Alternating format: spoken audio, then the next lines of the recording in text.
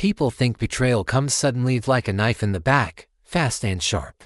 But that's not how it happens. Sometimes betrayal takes years to bloom.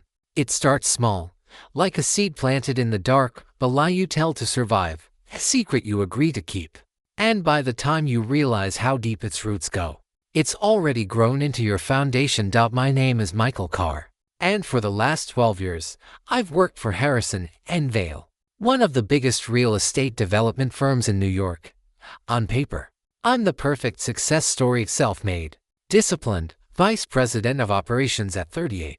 People look at me and see confidence. What they don't see is the quiet exhaustion behind it, the feeling that every deal, every handshake, every congratulations is balancing on something fragile. I've been trying not to remember. It started the day I got the promotion. The partners called me into a glass-walled conference room overlooking the skyline, the kind of place that makes you feel important just by standing in it.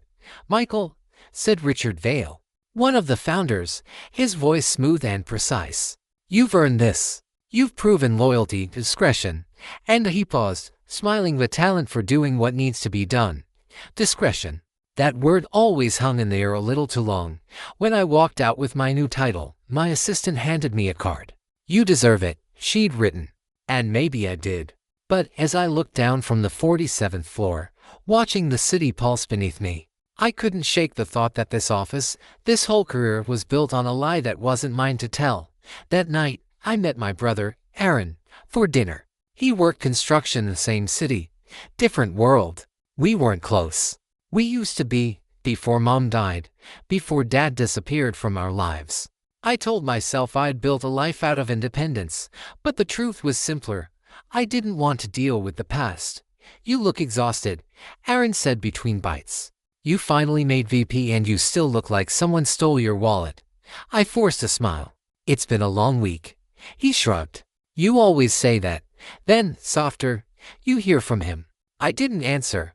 He meant our father. The man who walked out when I was 15, leaving behind debts, an empty savings account, and a reputation so toxic we had to change schools. I'd spent years pretending he was dead. In some ways, he was. Aaron sighed. "You know what I heard? He's back in the city." That froze me. "Yeah. Somebody saw him working at a logistics firm in Brooklyn. New name, knew everything." I laughed, but it came out hollow. "Why are you telling me this?" "Because you should know. Because you built your whole life pretending you're not his son." He was right. And I hated him for saying it. 3 days later, I was in a meeting with the firm's legal department when my assistant handed me a folder marked private. Inside was a short memo from compliance. "We've received a background discrepancy related to a subcontractor associated with your division, name flagged in connection to financial irregularities in 2003. Attached was a photocopy of an old driver's license. The name read David Harris, but the face, it was my father. There left my lungs. For a second, the room spun. Richard Vale looked at me. "Michael, you know this man?" I lied before I even thought about it. "No, never seen him." He nodded, unconvinced. "Well, make sure it stays that way. If this comes out, it'll ruin more than one career." And just like that, the simple lie, spoken out of reflex, I felt the ground shift under me again. Because the truth was, the subcontractor he mentioned, Harris Logistics, was the same company I'd quietly pushed through approval 6 months ago. I hadn't known it was him. Or maybe part of me had. Either way, it was too late now. That night, I sat alone in my apartment, the city lights bleeding through the blinds. I poured a drink and stared at the folder again. My father, under a new name, working under the same company that had made my career possible. How long had he been there? Had he known I was here too? And why now? The questions tangled until I couldn't breathe. Then, near midnight, my phone buzzed. A known number. I hesitated, then answered. "Michael," said a voice I hadn't heard in 23 years, calm, older, familiar. "It's me." My hand trembled. "Dad." Silence for a moment. Then, "I think it's time we talked. Before someone else tells you what I did." The line went dead. And in that moment, I realized something. I hadn't built my life away from my father's shadow. I'd been living inside it all along. The next day felt like walking through fog. Every meeting, every phone call, every polite smile from my colleagues was muted, distant, like I was watching myself from outside my own life. I couldn't stop hearing that voice. Before someone else tells you what I did, that sentence echoed like a threat and a confession at once. By evening, I gave in. I texted the number that had called me. No answer. Just a single reply an hour later. Pier 9, Red Hook. Tomorrow, 8 p.m. No name, no signature. Just a location. Red Hook wasn't the kind of place you went for a family reunion. The docks were quiet now, most of the warehouses converted into art spaces or startups. But in the rain and fog, it still smelled like diesel and salt, a place that remembered what it used to be. I parked near the pier and waited. The city lights behind me shimmered on the black water. Then, from the edge of the dock, a figure stepped out of the mist. He was older, thinner than I remembered, but his posture, that stubborn, bright way he carried himself, hadn't changed. "My father, Michael," he said, his voice rasping from years of cigarettes and silence. "You came." I almost didn't. I figured. We stood there, not quite looking at each other. The last time I'd seen him, I'd been 15, shouting at him from the driveway while he threw boxes into the trunk of his car. He'd looked back once, then drove off. I'd waited on that porch all night for him to return. Now, decades later, I didn't know whether to hit him or hug him. He nodded toward a small office by the dock. "Let's get out of the rain."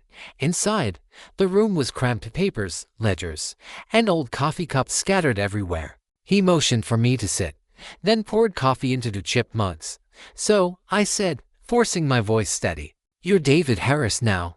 He gave a humorless smile. Had to be someone. Michael Carr's father wasn't exactly welcome anywhere. I stared at him. "You know I worked for Harrison and Vale." He met my eyes. Of course I did. My stomach turned.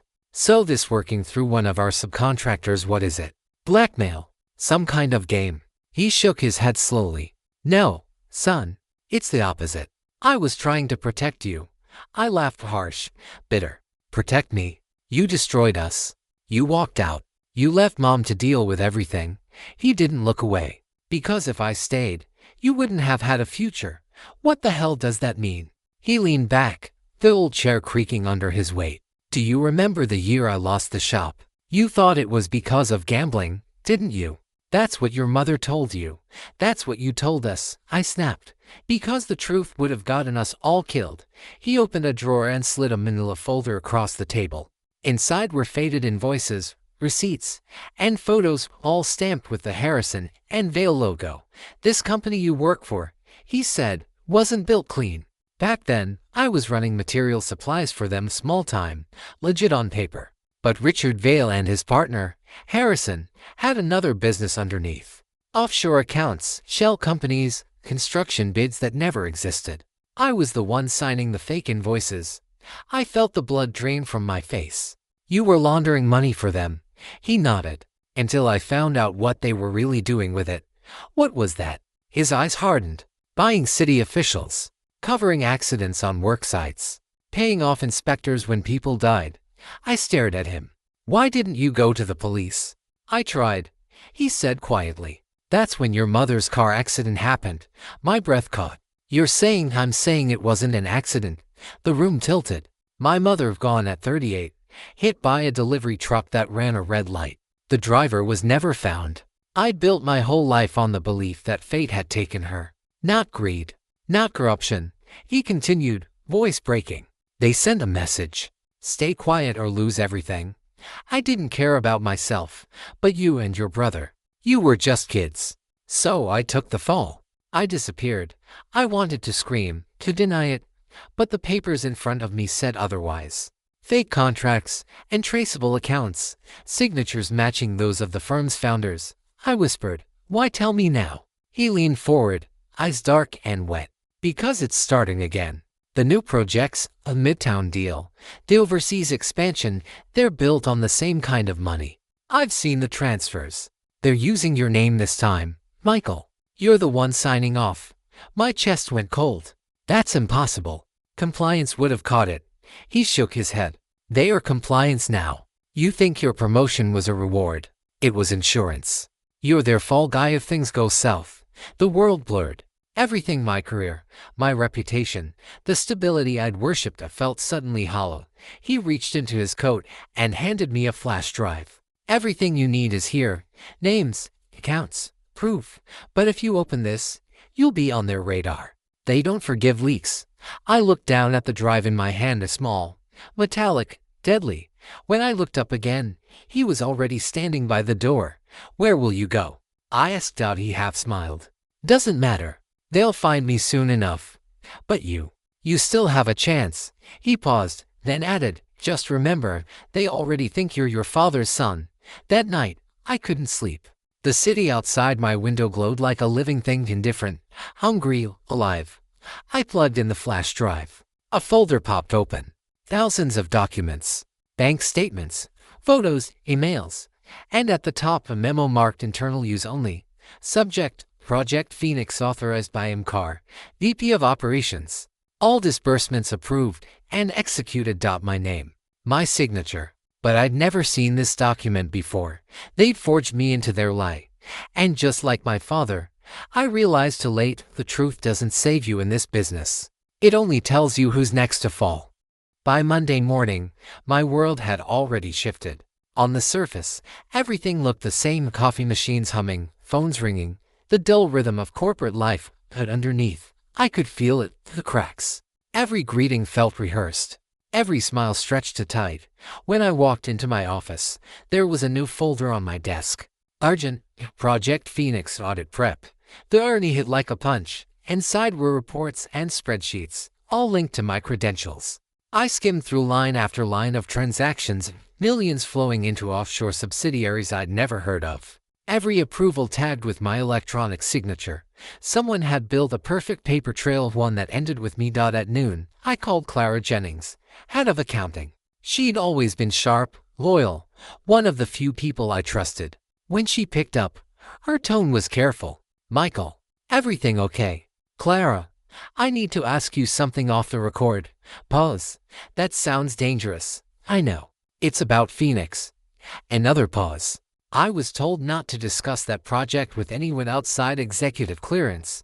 You're on the executive list. She sighed. I was. Not anymore. Compliance took over last month. They said it was standard procedure for internal realignment. My throat tightened. Realignment? They shut down my department's access to half the ledgers, she said quietly. And Michael, they wiped your credentials from the system this morning. Technically, you don't exist in finance anymore.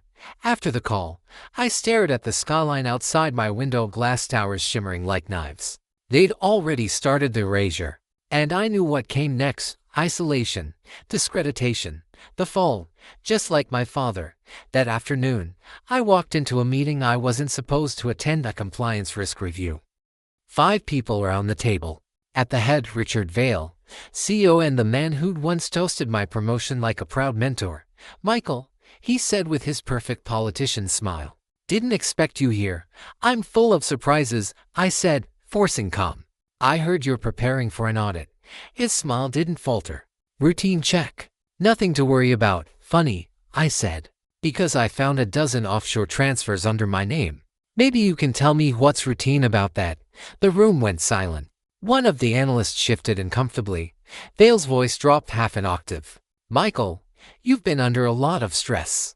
Maybe it's time you take a break. You've done great work. I don't ruin it by chasing ghosts. Ghosts? I leaned forward. My father said the same thing before your partners destroyed him. That got his attention. His eyes narrowed just slightly, the kind of flicker you only catch when someone's mask slips. I don't know what you're talking about, he said flatly. Double quotes. Yes, you do, I said. And you'll answer for it. I walked out before he could respond, heart pounding. By the time I got back to my office, my keycard didn't work. I went home early. The apartment felt smaller that night, the walls closer. I poured a drink, sat at my desk, and opened my laptop. The flash drive was still there, gleaming under the light like a secret waiting to be unleashed. I plugged it in again and scrolled through the documents, looking for something solid. Something I could use. Buried deep in a folder marked Contracts, External Vendors, I found a file labeled D. Harris, a subsidiary agreement. My father's alias. I opened it. Inside was a scanned contract between Harrison and Vale and a shell company registered under his false name. The date, 2 months ago. Signature. Mine. They'd used his identity too. They'd framed us both, father and son, ghosts tied together by their crimes. The next day, I met Clara in a small cafe near Battery Park. She looked nervous, glancing over her shoulder every few seconds. "I don't have much time," she said. "They're monitoring internal communications." "What did you find?" She slid me a folded page. It was a memo. Subject: Asset Containment of Phase 2. Under Primary Risk Entities, my name was listed. "I don't know what it means," she whispered, "but it's not about finance. It's about control." Before I could ask more, her phone buzzed. She glanced at it and her face went pale. "I have to go," she muttered. "Forget we talked. Please, Michael." Then she walked out. I unfolded the memo again. At the bottom, a single line was highlighted in red. Initiate narrative realignment, leak evidence to press, subject Carr to be positioned as key operative. They were going to feed the story to the media, make me the villain in their redemption arc. And once the story broke, no one would ever believe my side. I sat there for a long time, staring out at the harbor, the city moving indifferently beyond the glass. I had one chance left to turn their weapon back on them. The flash drive had proof. The only question was whether I had the courage to use it. That night, as rain slicked the streets, I walked to the one place I thought might still be safe, my father's dock office. But when I got there, the door was open. Inside, overturned papers, shattered mugs, the faint metallic smell of blood. And on the table, a single note. "They came for me. You're next." Finished what I couldn't. The rest of the page was smudged with something dark. I dropped the note and looked toward the water. The flash of blue lights in the distance. Sirens. It was starting the endgame. The rain hadn't stopped for 3 days. New York looked like a reflection of itself, blurred and certain, half drowned in neon and smoke. Every time I closed my eyes, I saw the dock. The blood. The note. They'd found my father. Or maybe they'd made sure I found him. Either way, the message was clear: your turn. I packed a bag that night. Laptop, flash drive, cash, burner phone. When you've been made into the villain, the first thing you lose is your name. The second is time. I drove aimlessly through the city, until the skyline gave way to warehouses and rail yards, places that didn't ask questions. I parked under a flickering light, opened my laptop, and started piecing everything together. The flash drive wasn't just data, it was a roadmap. Every shell company, every fake contract, every offshore account. And at the center of it all, a folder labeled Project Legacy. When I opened it, I finally understood why they'd come for my father and why they needed me. It wasn't just money laundering. It was influence. A network of payoffs connecting half the city's construction bids, zoning boards, and political donors, all tied to Harrison and Vale. The company wasn't corrupt. It was the corruption. And now that I'd climbed high enough, they'd written me into the story as their cover. If the system went down, the fall would look clean. One man's greed, not decades of rot. At 3 a.m., I called the only person who might help me, Lena Crow, an investigative journalist I'd worked with years ago on a public transparency panel. We hadn't spoken in a long time. She answered on the second ring. "Michael, it's been years. I need to meet," I said. "Off record. No names, no phones." Sounds ominous. It's worse than that. We met at dawn in a coffee shop that hadn't changed since the 80s, the kind of place where regulars still paid in cash. Lena listened as I laid it all out: the fake signatures, the flash drive, the audit memo, my father's death. When I was done, she leaned back, eyes sharp. "You understand what you're saying, right? If this is real, you're not a whistleblower. You're a target." "I already am." She hesitated. "What do you want from me?" "Proof," I said. "Public exposure. If I die, the story dies with me." She nodded slowly. "Then we'll make sure it doesn't." Over the next 48 hours, we worked like ghosts. No sleep, no calls, no paper trail. We uploaded encrypted copies of the files to anonymous servers, cross-checking every name and transaction. It was all there avail. Harrison, the offshore subsidiaries, the political contributions, even a list of judges and law firms paid to expedite cases. It was enough to bring down the whole empire, but power doesn't vanish quietly. On the third night, as we finalized the data drop, my laptop froze. The screen flickered, then went black. A single message appeared: "Stop digging." Seconds later, the lights in the building cut out. The hum of the refrigerator died. Then, footsteps in the hall. Lena grabbed the hard drive and whispered, "Backup's in the cloud. If they want it, they'll have to burn the sky." We ran. Outside, rain hammered the streets. A black SUV turned the corner behind us, headlights cutting through the fog. She shouted. I turned down an alley, heart pounding. Tires screeched behind us. We ducked through a loading bay, metal doors slamming shut behind us. Lena pressed the drive into my hand. "If I don't make it, don't say that. Listen to me, Michael. They control the courts, the press, the narrative. But if this gets out, if people see the truth, it doesn't matter what they say. You have to finish this." Then the door burst open. Flashlights, voices, hands grabbing, pulling. They dragged us apart. I remember the cold metal of the vans floor. The sound of rain fading. Then nothing. When I woke, I was in a room with no windows, just a desk, a chair, and a man in a tailored suit. Veiled. He smiled like he was greeting an old friend. "You've made quite the mess, Michael." I said nothing. He placed a tablet on the table. On the screen, a news headlines. VP of Operations linked to fraud scandal. Whistleblower accused of embezzlement. Disappearance of funds. And below, my photo, grainy, exhausted, framed by words that turned me into exactly what they needed: a criminal. He leaned forward. "You could have been part of something great. Instead, you chose to burn it down." I stared at him. "You killed my father." He didn't even blink. "Your father killed himself the moment he thought the truth mattered more than survival. Don't make the same mistake." He slid a document toward me. "Confess. Take responsibility. You'll get a reduced sentence. We'll even make sure your name isn't completely destroyed." I looked at the paper, blank lines waiting for my signature. And for the first time in years, I smiled. "Do you really think I came here empty-handed?" He frowned. "You think you shut me down?" I said quietly. "But Lena uploaded everything. Every file, every name, every account. It's already out there." His jaw tightened. "You're bluffing, maybe, but by the time you find out, it won't matter." The door opened behind him. Shouts, footsteps. Someone called his name. I panicked. Hale turned, confusion flashing across his face. And I realized it was true. The leak had gone live. By the time they dragged me out of that room, the building was chaos. Phones ringing, alarms blaring, and in the distance, the faint sound of sirens, not coming for me, but for them. As they loaded me into the back of a police car, I caught a glimpse of the headlines scrolling across a nearby screen: "Corporate corruption scandal explodes Harrison and Vale under federal investigation."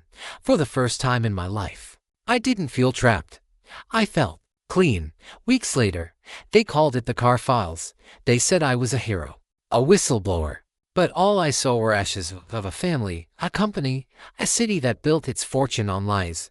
They never found my father's body. Maybe that was his final gift, to disappear completely. So I could finally see what survival really meant. As I stood on the same pier where it all began, watching the lights ripple across the dark water, I whispered to the night, "You were right, Dad. The truth doesn't save you, but it sets you free." And for the first time in years, I believed it.